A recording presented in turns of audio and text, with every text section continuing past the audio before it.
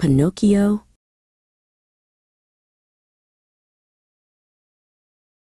In a cozy workshop lived a kind old woodcarver named Geppetto. His heart was full of quiet dreams. "Oh," he sighed, "how I wish I had a little son to share my life with." He selected a special piece of pine, knotty and old. As his carving knife touched the wood, a tiny voice squeaked, "Please be careful. That tickles." Geppetto laughed with surprise and delight. Geppetto carved and carved until the piece of wood became a little puppet with bright eyes and a happy wooden smile. "I will call you Pinocchio," he declared. The puppet suddenly moved, stood up, and danced right off the table. Geppetto loved Pinocchio fiercely and bought him books. "Go to school, my dear boy," he said.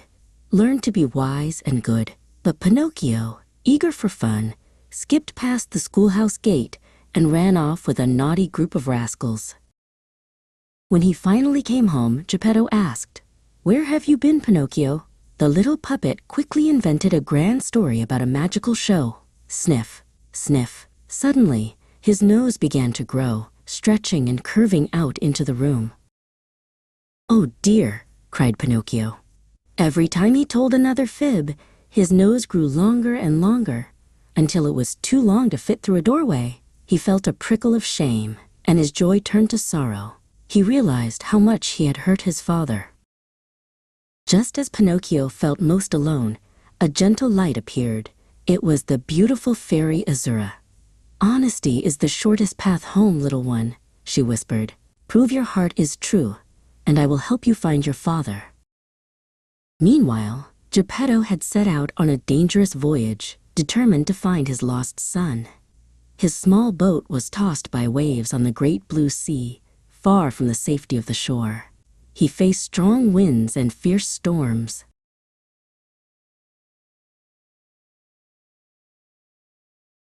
After many adventures and showing great courage, Pinocchio finally found Geppetto, who was trapped in a terrible place. Pinocchio saved his father with bravery and love, proving he was no longer a naughty puppet, but a good and selfless boy. The fairy Azura kept her promise. When Pinocchio awoke, he was no longer made of wood. He was a real boy, with a heart full of true happiness and a love for his father that would never end. Dreams, even the impossible ones, sometimes come true.